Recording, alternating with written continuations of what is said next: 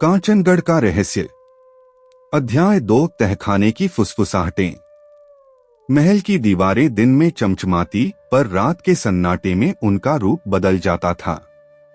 मशालों की लौ कांपती, हवा गूंजती और कभी कभी ऐसा लगता जैसे किसी ने धीरे से नाम पुकारा हो। रानी चारुमती को यह सब महीनों से महसूस हो रहा था।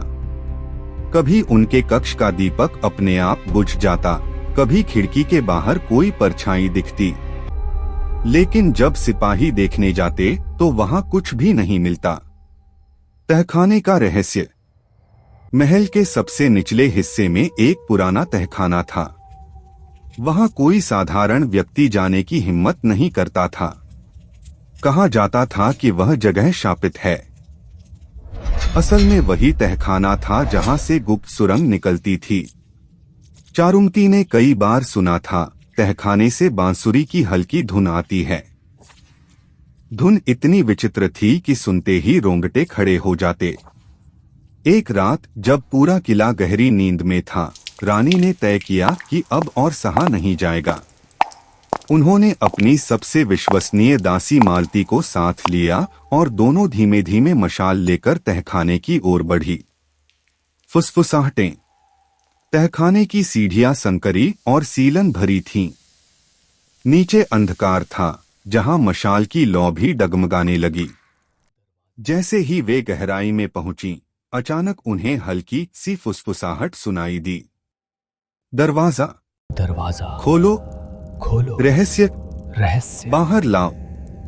रानी ने मालती का हाथ कसकर पकड़ लिया। क्या तुमने भी सुना? उन्होंने धीरे से पूछा। मालती कांपते हुए बोली, हाँ महारानी, कोई यहाँ है। दीवार पर परछाई। अचानक एक परछाई दीवार पर उभरी।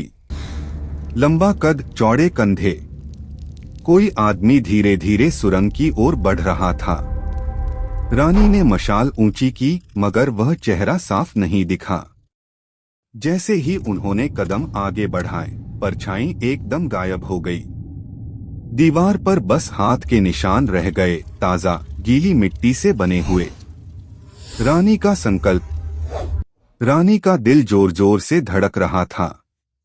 वह समझ चुकी थीं कि यह कोई साधारण भ्रम नहीं, बल्कि महल के भीतर कोई गद्दार छिपा हुआ है। उन्होंने मन ही मन संकल्प लिया, अगर सुरंग का राज बाहर गया तो कांचनगढ़ नष्ट हो जाएगा। मुझे इस गद्दार को बेनकाब करना ही होगा, चाहे इसके लिए अपनी जान ही क्यों न देनी पड़े। उस रात के बाद से रानी ने तहखाने पर गुप्त नजर रखना शुरू कर दिया। लेकिन वह नहीं जानती थी कि यह रहस्य उन्हें एक ऐसे जाल में खींच लेगा, जहां दोस्त और दुश्मन की पहचान मिट जाएगी।